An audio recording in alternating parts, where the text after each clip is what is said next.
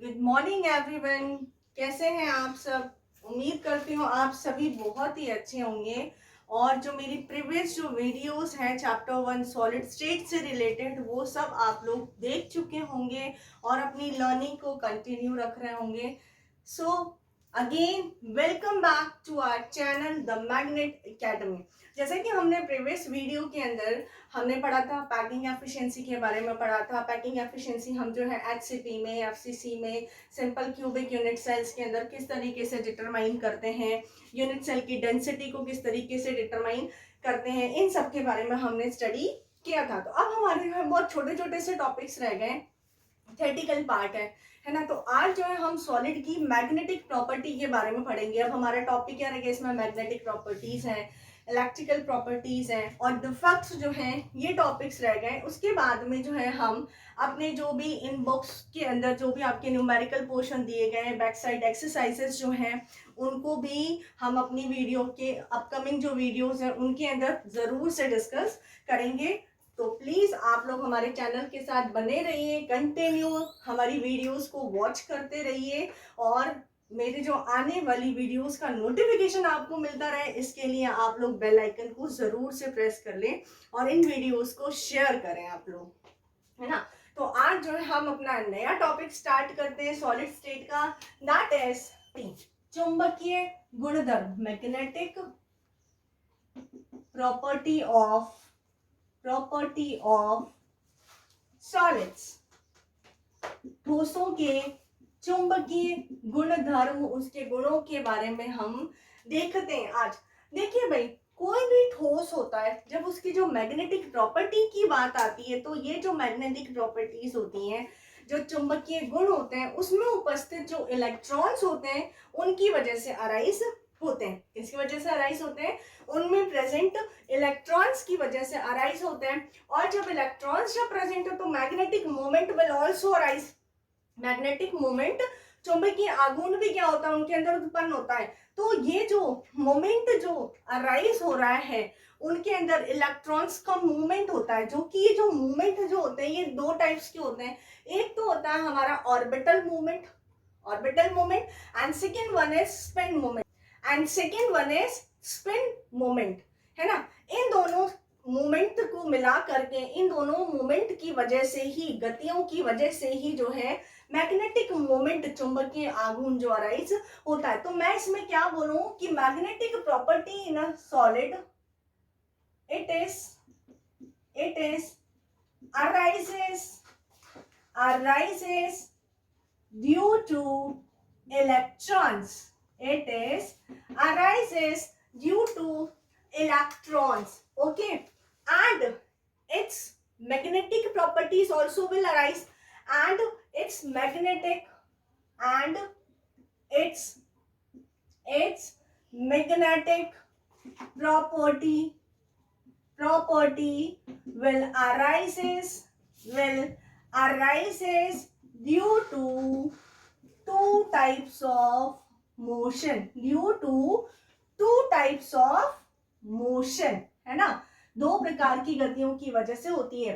किसी भी ठोस के अंदर चुंबकीय गुणधर्म उसमें उपस्थित इलेक्ट्रॉनों की वजह से होता है, और इसका जो मैग्नेटिक मोमेंट होता है ये दो प्रकार की गतियों से उत्पन्न होता है। First one is orbital motion, कक्षकीय गति। हिंदी में हम क्या कहते हैं इसको? कक्षकीय गति। और ये जो कक्षकीय गति होता है, ऑर्बिटल मोशन जो होता है, अपने कक्षक के चारों तरफ मूव करता रहता है ना। अपने ऑर्बिटल न्यूक्लियस जो है, न्यूक्लियस के चारों तरफ, नाभिक के चारों तरफ ये घूमता रहता है। तो मैं क्या बोलूं? Orbital motion around its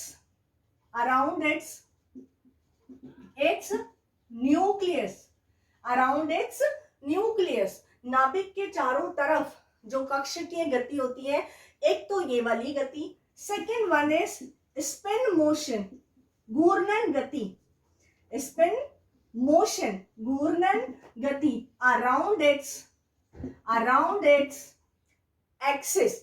around its ये है, अपनी ही एक्सिस पे ये क्या होता रहता है? घूमता रहता है। तो spin motion around its own axis, अपनी खुद की अक्ष पर यह घूर्णन गति करता रहता है। तो इन्हीं दो टाइप्स के मोशन की वजह से जो है मैग्नेटिक प्रॉपर्टी जो होती है ये क्या होती है, अराइज होती है। देखिए भाई, जो मैग्नेटिक जो प्रॉपर्टी जो अराइज हो रही है या मैग्नेटिक मोमेंट जो हो रहा है यहाँ पर, इट्स मैग्नेटिक मोमेंट हम कहेंगे। यहाँ पर आप क्या लिखेंगे, मोमेंट लिख लीजिए, है ना। चुंबकीय आघूर्ण, चुंबकीय आघूर्ण। तो मैग्नेटिक मोमेंट जो है इसको हम बोर मैग्नेटॉन, इसकी यूनिट क्या होती है, बोर मैग्नेटॉन जो है, इस यूनिट से इसको कंसीडर किया जाता है। तो मैं क्या बोलूं, बारे में मैं क्या लिखूं कि magnetic moment is expressed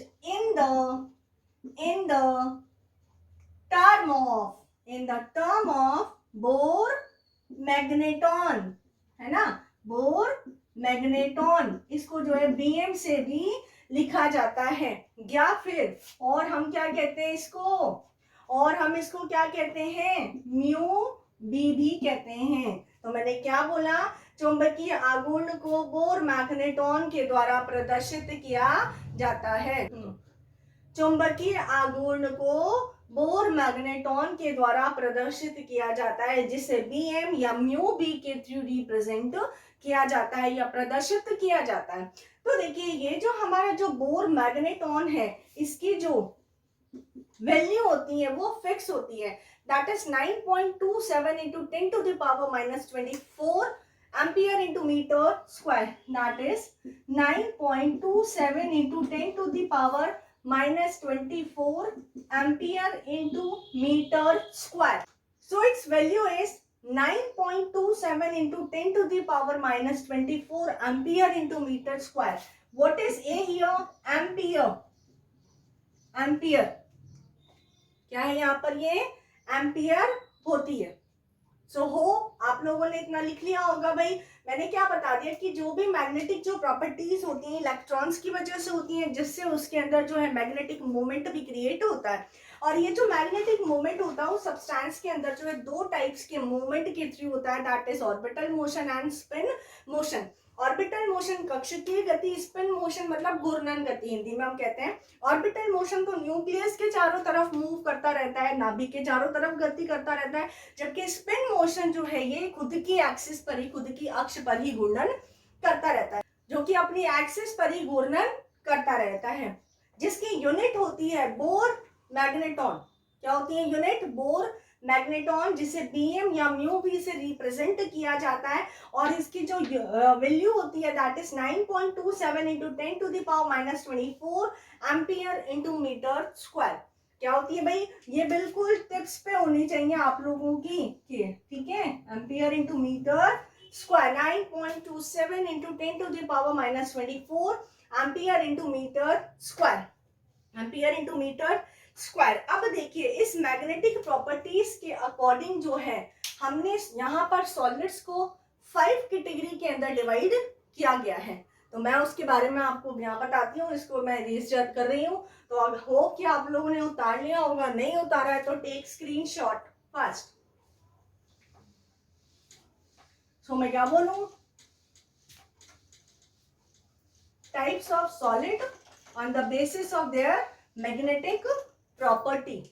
magnetic properties के अकॉर्डिंग जो है सब्सटेंसेस को 5 टाइप्स या 5 कैटेगरीज के अंदर डिवाइड किया गया है। तो मैं क्या बोल दूं, यहाँ पर हेडिंग क्या डाल दूं, on the basis of their magnetic properties, their magnetic properties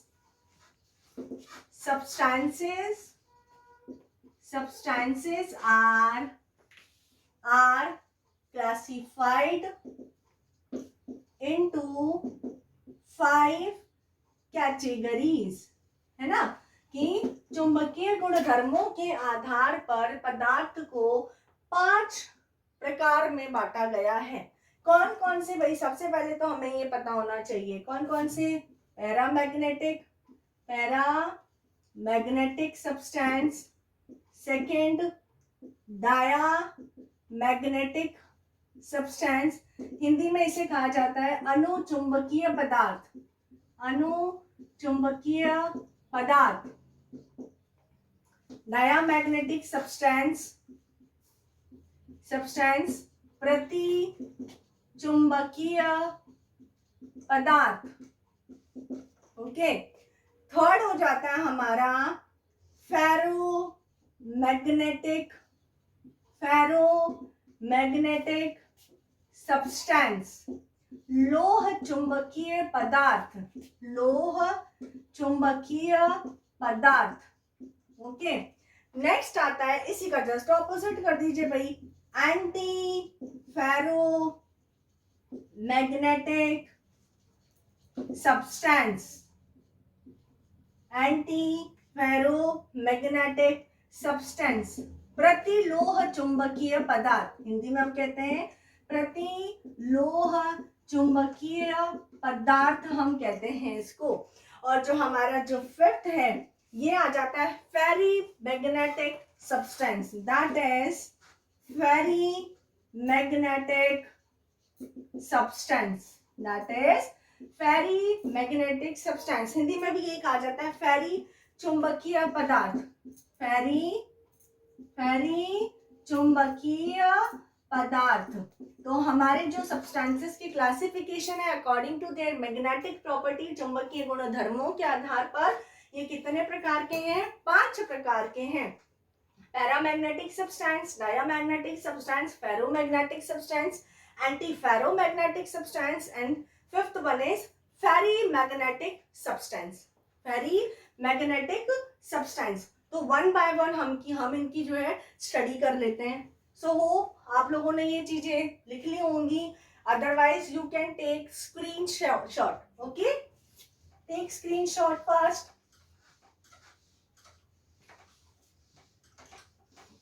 now one by one हम जो है इनके बारे में स्टडी करते हैं। तो फर्स्ट जो है हमारा क्या आता है? Paramagnetic, paramagnetic substance, paramagnetic substance अनुचुंबकीय पदार्थ क्या होता है? ठीक है, अनुचुंबकीय पदार्थ। देखिए, substance which are attracted by external magnetic field, ऐसे पदार्थ जो कि बाह्य चुंबकीय क्षेत्र लगाने पर उनकी तरफ आकर्षित होते हैं, उनकी तरफ आकर्षित होते हैं। और ये आकर्षण क्यों होता है? क्योंकि इनके अंदर जो है अयुग्मित इलेक्ट्रॉन्स पाए जाते हैं, अनपेयर्ड इलेक्ट्रॉन्स पाए जाते हैं। 1 भी हो सकता है, 2 भी हो सकता है, 3 भी हो सकता है, डिपेंड करता है। ठीक है, तो मैं यहाँ पर क्या बोलूं? Substances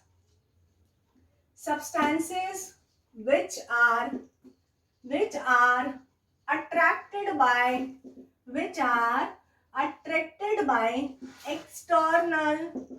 external magnetic field, which are attracted by external magnetic field are called paramagnetic substance. मैं हिंदी में अभी बोल देती हूँ, पैरामैग्नेटिक सब्सटेंस, पैरामैग्नेटिक सब्सटेंस। और ये जो प्रॉपर्टी है, ये जो गुणधर्म होता है पदार्थ का, इसे हम कहते हैं पैरामैग्नेटिज्म। एंड दिस प्रॉपर्टी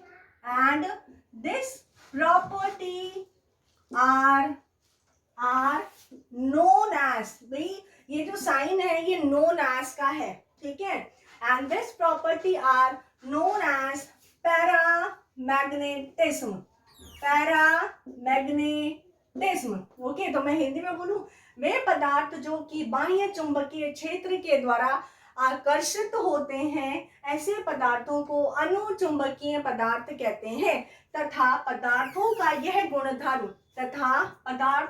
यह गुणधर्म अनुचुंबकत्व कहलाता है, तथा पदार्थों का यह गुणधर्म अनुचुंबकत्व कहलाता है। तो मैंने जब ये बोला है कि अट्रैक्शन हो रहा है, तो ये अट्रैक्शन किसकी वजह से हो रहा है? क्योंकि इनके पास में क्या है? Number of unpaired electrons present है ना। In this unpaired electrons are present, क्योंकि इसके अंदर क्या है भाई? अयुग्मित इलेक्ट्रॉन्स पाए जाते हैं। इन्हीं अयुग्मित इलेक्ट्रॉनों की वजह से ही क्या होता है, अट्रैक्शन होता है एक्सटर्नल मैग्नेटिक फील्ड के अंदर। अट्रैक्शन होता है इन्हीं अनपेयर्ड इलेक्ट्रॉन, अयुग्मित इलेक्ट्रॉनों की उपस्थिति की वजह से। जब हम इनका मैग्नेटिक मोमेंट म्यू निकालते हैं, म्यू भी बोर मैग्नेट जो है, मैग्नेटिक मोमेंट जब हम निकालते हैं तो ये मैग्नेटिक मोमेंट का जो फॉर्मूला होता है ये होता है under root N N plus two. क्या होता है भाई, under root N plus two होता है, जिसके अंदर एन यहाँ पर क्या होता है, एन क्या होता है, नंबर ऑफ अनपेयर्ड इलेक्ट्रॉन्स होते हैं। क्या होता है, अयुग्मित इलेक्ट्रॉनों की संख्या होती है। अब देखिए जब हम इनके एग्जांपल्स की बात करते हैं, जैसे ऑक्सीजन है ना, आयरन है, Fe+3 है, TiO, ये भी क्या इसके एग्जांपल्स हैं, TiO। फिर है आपका VO2, वेनेडियम डाइऑक्साइड है, Ti2O3, Ti2O3। भाई ये तीन के तीन एग्जांपल बहुत ही इंपॉर्टेंट है, पूछ लेता है। तीन के तीन एग्जांपल्स ये बहुत ही इंपॉर्टेंट एग्जांपल्स हैं। इसी तरीके से कॉपर आयंस भी क्या हो जाते हैं, इन्हीं के ही एग्जांपल्स हैं। तो these are the examples of paramagnetic substance. So write it और टेक स्क्रीनशॉट। एंड अगर आपको ये वीडियो अच्छी लग रही है तो लाइक करें, शेयर करें, सब्सक्राइब करें एंड डिस्क्रिप्शन बॉक्स में कमेंट जरूर से करें। ओके, नाउ नेक्स्ट पॉइंट हम करते हैं, यहाँ पर मैं रेज कर रही हूँ उसको। सेकंड जो पॉइंट था हमारा क्या था, अभी पैरामैग्नेटिक किया है, सेकंड हमारा कौन सा है, डायोमैग्नेटिक। अब आप सब जो 11th में ये चीज पढ़ चुके हैं, दो जो प्रॉपर्टीज हैं सब्सटेंस की ये ऑलरेडी पढ़ चुके हैं, डायोमैग्नेटिक के बारे में भी और पैरामैग्नेटिक के बारे में भी। तो जो हमारा जो नेक्स्ट है, आप लोग ऑलरेडी 11th में ये चीजें पढ़ चुके हैं, पैरामैग्नेटिक के बारे में और डायामैग्नेटिक के बारे में। फर्स्ट हमने अभी पढ़ा था पैरामैग्नेटिक, अब हम पढ़ते हैं डायामैग्नेटिक सब्सटेंस के लिए, है ना, प्रति चुंबकीय पदार्थों के लिए हम देखते हैं। तो प्रति चुंबकीय, जब अब पैरामैग्नेटिक में हमने क्या देखा कि अनपेयर्ड इलेक्ट्रॉन्स प्रेजेंट है, इन दिस अनपेयर्ड इलेक्ट्रॉन एब्सेंट है, ओनली पेयर्ड इलेक्ट्रॉन्स पाए जाते हैं। उसमें क्या होता है, अट्रैक्शन हो रहा है। जब पेयर्ड है तो क्या होगा भाई, मैग्नेटिक मोमेंट एक दूसरे का कैंसिल आउट कर देगा, तो अट्रैक्शन ना होकर के क्या करेंगे, ये रिपेल करने लग जाते हैं। तो जो हमारी जो सेकंड जो कैटेगरी है ये है डायामैग्नेटिक सब्सटेंस, प्रति चुंबकीय पदार्थ। ये जो प्रति चुंबकीय पदार्थ होते हैं इनमें पेयर्ड इलेक्ट्रॉन्स प्रेजेंट होते हैं। तो मैं क्या बोलूं, in this paired electrons are present, इसमें युग्मित इलेक्ट्रॉन्स पाए जाते हैं। जब हम बात करते हैं कि क्या होते हैं, है ना, तो मैं क्या बोलूं, substance which are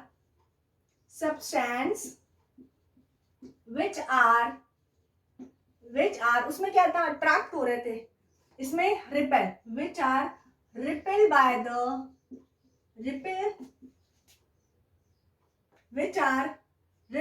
the external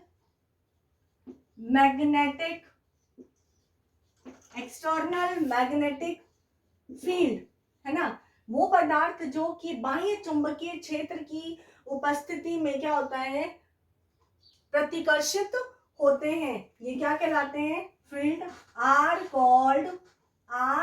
called diamagnetic substance, are called diamagnetic substance. और इस प्रॉपर्टी को हम क्या कहेंगे, डायामैग्नेटिज्म, प्रति चुंबकत्व। यह पदार्थ का यह गुणधर्म क्या कहलाता है, प्रति चुंबकत्व। सो मैं क्या बोलूं, and this property are known as diamagnetism, और पदार्थ का यह गुणधर्म प्रति चुंबकत्व कहलाता है। क्या कहलाता है, प्रति चुंबकत्व कहलाता है। तो इसके अगर मैं कुछ एग्जांपल्स देखूं तो उसमें हमने क्या देखा था, VO2, इसमें आ जाता हमारा V2O5, उसमें हमने क्या देखा था, TiO और Ti2O3, इसमें आता है TiO2। तो भाई ये चीज बड़ी इंपॉर्टेंट है कि TiO2, TiO और Ti2O3, तो ये जो एग्जाम्पल्स हैं ये बहुत इंपॉर्टेंट है कि TiO2 कह देगा आपको, TiO दे देगा, Ti2O3 दे देगा और पूछ लेगा कि किसमें जो है कौन सी प्रॉपर्टी पाई जाती है। तो आप हमेशा याद रखेंगे कि जो TiO है और Ti2O3 जो है इसके अंदर तो पैरामैग्नेटिक प्रॉपर्टीज थी, जबकि TiO2 के अंदर जो है डायामैग्नेटिक प्रॉपर्टीज प्रेजेंट होती हैं। कुछ जो वाटर है इनके अंदर है NaCl है, बेंजीन है, ये सब क्या है, इस पैरामैग्नेटिक सब्सटेंस के ही एग्जाम्पल्स हैं। तो नोट डाउन कर लीजिए मैंने क्या क्या बता दिया प्रतिचुंबकीय पदार्थों के अंदर, कि जब इन पर बाह्य चुंबकीय क्षेत्र अप्लाई किया जाता है तो ये क्या होते हैं भाई, एक दूसरे को प्रतिकर्षित करते हैं, रिपेल होते हैं एक्सटर्नल फील्ड के प्रेजेंस में, और यही प्रॉपर्टी क्या कहलाती है, डायामैग्नेटिज्म। इस पदार्थ के इस गुणधर्म को हम कहते हैं प्रतिचुंबकत्व कहते हैं। एग्जांपल्स हैं V2O5, क्या है ये, V2O5 क्या है ये, V2O5, TiO2, वाटर है, NaCl है, बेंजीन है, ये सब किसके एग्जांपल्स हैं, डायामैग्नेटिक सब्सटेंस के एग्जांपल्स हैं। तो सो होप आपको ये चीज क्लियर हो गई है। इस एग्जाम्पल को आपको बिल्कुल याद रखना है कि उसमें TiO और Ti2O3 है, जबकि डायामैग्नेटिक में कौन सा है आपका,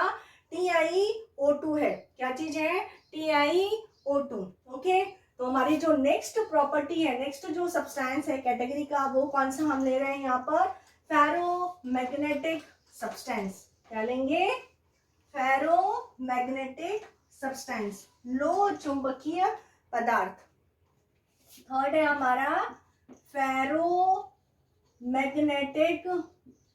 मैग्नेटिक सब्सटेंस। देखिए भाई, लो चुंबकीय पदार्थ हम हिंदी में कहते हैं, हम क्या कहते हैं इनको, लोह चुंबकीय पदार्थ हम हिंदी में कहते हैं। ठीक है, अब इसके अंदर देखिए भाई, सबसे पहले तो आप समझिए कि जो लो चुंबकीय पदार्थ होते हैं ये क्या होते हैं, कि जब हम एक्सटर्नल ऐसे सब्सटेंसेस, ऐसे पदार्थ जिनमें हम अगर बाह्य चुंबकीय क्षेत्र को हटा लें, जब हम एक्सटर्नल मैग्नेटिक फील्ड को हटा लेते हैं या उनकी एब्सेंस रहती है, तब भी ये जो है परमानेंट मैग्नेट की तरह बिहेव करते हैं, स्थायी चुंबक की तरह व्यवहार करते हैं। क्यों, क्योंकि इनके अंदर जो है कुछ डोमेन्स प्रेजेंट होते हैं। क्या प्रेजेंट होते हैं, डोमेन्स। अभी मैं ये सारा बताऊंगी। डोमेन हिंदी में भी यही कहा जाता है इसको। डोमेन क्या है भाई, ये जो एक टाइप के डाइपोल्स होते हैं, इस तरीके से रहते हैं भाई, है ना, किसी भी तरीके से, जैसे plus minus minus plus minus plus minus plus, किसी भी तरीके से ये इरेग्युलरली अरेंज होते हैं। कैसे होते हैं ये, इरेग्युलरली अरेंज होते हैं। जैसे ही हम इनमें जो चुंबकीय क्षेत्र को अप्लाई कर देते हैं, इस तरीके से चुंबकीय क्षेत्र को जब हम इनको अप्लाई करते हैं तो ये डोमेन्स क्या होते हैं, इन चुंबकीय क्षेत्र इलेक्ट्रिकल फील्ड की तरफ ही ओरिएंटेड होते हैं या अभिविन्यासित हो जाते हैं, जिससे क्या हो जाता है, ये जो डाइपोल्स होते हैं, जो सेम डाइपोल्स होते हैं, वो सेम ही डायरेक्शंस के अंदर आ जाते हैं। इस तरीके से ये सेम डायरेक्शंस के अंदर ही आ जाते हैं। अब आपको पता है ये सब क्या है, छोटे से रीजन के अंदर, स्मॉल ग्रुप के अंदर ये एक साथ ग्रुप बना करके रखते हैं।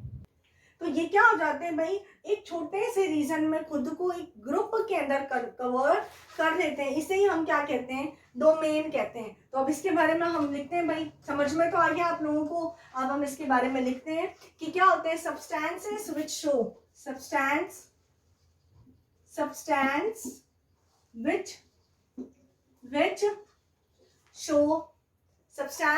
which show permanent magnetism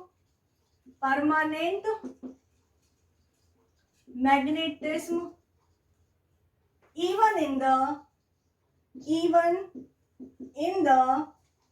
absence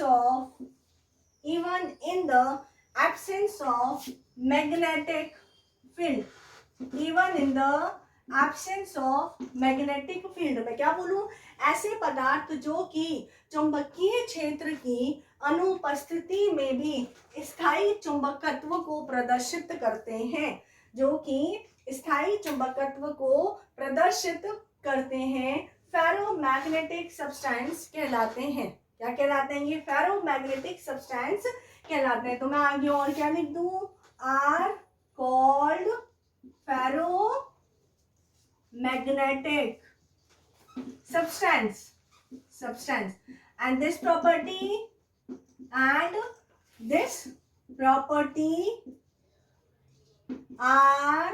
known as ferromagnetism, are known as ferromagnetism. पदार्थ की यह जो गुणधर्म है ये क्या कहलाता है भाई? लोह चुंबकत्व कहलाता है. क्या कहलाता है ये? लोह चुंबकत्व कहलाता है. अभी मैंने बताया कि जो डाइपोल्स होते हैं ये क्या होते हैं? अपने अलग अलग तरीके से अरेंज होते हैं. जैसे ही इनके ऊपर हम मैग्नेटिक फील्ड अप्लाई करते हैं तो ये जो डाइपोल होते हैं मैग्नेटिक फील्ड की डायरेक्शन में ओरिएंटेड हो जाते हैं या अभिविन्यासित हो जाते हैं. और जब ये अभिविन्यासित हो जाते हैं उसी डायरेक्शन के अंदर, तो जब हम इस मैग्नेटिक फील्ड को हटा भी दें वहां से, तब भी ये क्या होते हैं भाई? इनके अंदर ये चुंबक की जो टेंडेंसी है, चुंबक की जो प्रवृत्ति है या इसकी जो प्रॉपर्टी है, ये उसके अंदर फिर भी बनी रहती है. तो मैं इसके अंदर नेक्स्ट पॉइंट क्या लिख देती हूँ. देखिए भाई क्या लिखूं? In solid metal ions of, in solid state metal ions of ferromagnetic, metal ion of ferromagnetic substance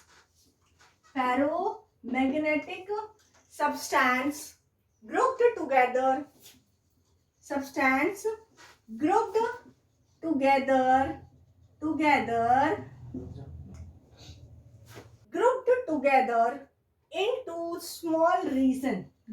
together into small region called domain.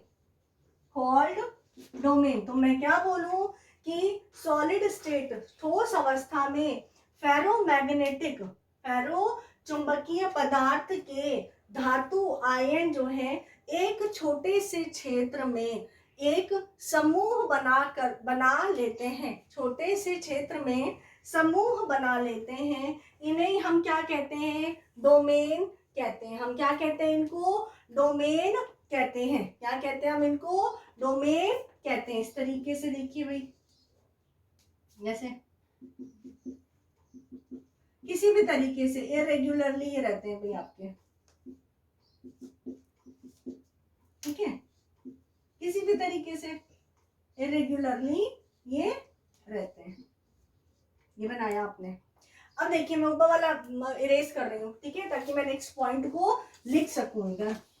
तो अब मैंने क्या बोला था, जैसे हम क्या करते हैं इसके अंदर इलेक्ट्रिक फील्ड को अप्लाई करते हैं तो ये क्या होते हैं? इलेक्ट्रिक फील्ड की डायरेक्शन में ही खुद को ओरिएंट कर लेते हैं. क्या कर लेते हैं? इलेक्ट्रिक फील्ड की डायरेक्शन में ही खुद को ये ओरिएंटेड कर लेते हैं. तो मैं क्या लिखूं? When we apply magnetic field, and when we apply magnetic field, all the domains get oriented in the direction of magnetic field. मैंने क्या बोला कि जब हम चुंबकीय क्षेत्र लगाते हैं तो जो डोमेन्स होते हैं ये खुद को चुंबकीय क्षेत्र की दिशा में ही अभिविन्यासित कर लेते हैं. And when we remove this effect, कौन सा इफेक्ट भाई? and when we remove this effect, कौन सा इफेक्ट भाई? मैग्नेटिक फील्ड को जब हम रिमूव करते हैं तब. तो मैं क्या बोलूं? and when we remove this effect, ferromagnetic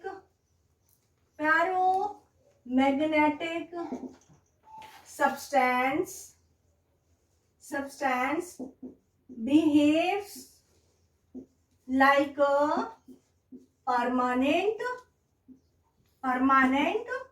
magnet.